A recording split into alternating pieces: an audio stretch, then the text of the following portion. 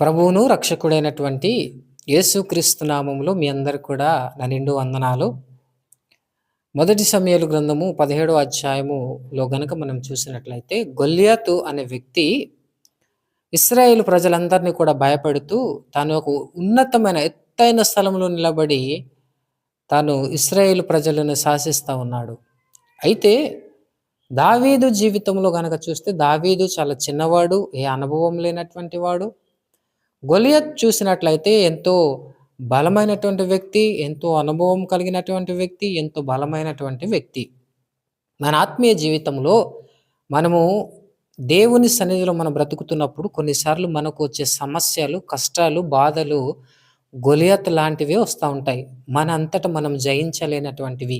మనం ఆలోచించినప్పుడు దీన్ని నాకు సాధ్యమా అనే స్థితిలో మనం వెళ్తుంటాం. అయితే దావీదు అటువంటి గొలియతును చూసి తాను భయపడలేదు, కానీ ఎత్తైనటువంటి స్థలంలో నిలబడి బలమైనటువంటి గొలియాతును జయించటానికి దావీదు చేసినటువంటి ఒక గొప్ప పని ఏమిటి అని అంటే, తను లోతైన స్థలములో నీళ్ళలో ఉన్నటువంటి రాళ్లను తాను వెతుకుతూ ఉన్నాడు.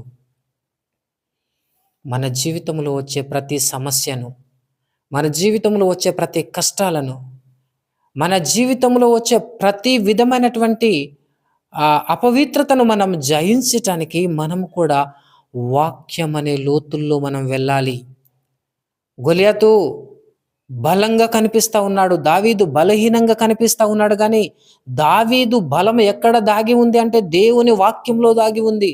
దావీదు బలము ఎక్కడ దాగి ఉంది అంటే దేవునితో రహస్యమైన సంబంధంలో దాగి ఉంది. కనుక మన జీవితంలో కూడా వాక్యపు లోతుల్లో మనం ఉండినప్పుడే మన శత్రువులను మనం జయించేవారుగా మనం ఉంటాం.